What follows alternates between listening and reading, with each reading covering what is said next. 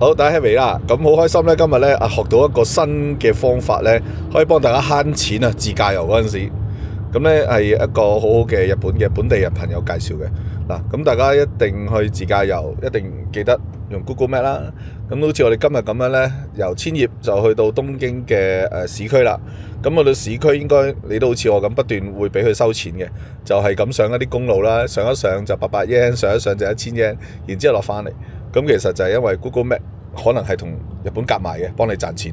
咁我哋一齊去破解點樣用 Google Map 咧，唔會令到佢賺錢啦。嗱，假設啦，我哋去呢個叫做銀座。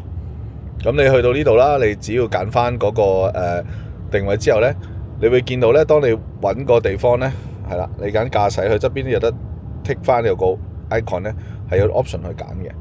咁你揀咗 option 咧，你見到佢頭兩個咧就寫到明㗎啦，就係叫做咩？避開收費站或者避開高速公路，係啦。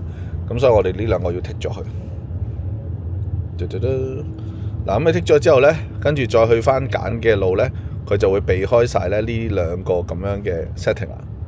OK， 咁從此咧你就可以咧避開一啲1000蚊、500 yen、800 yen 不斷係咁上去收費嘅公路，而且可能又耐咗，價錢又貴。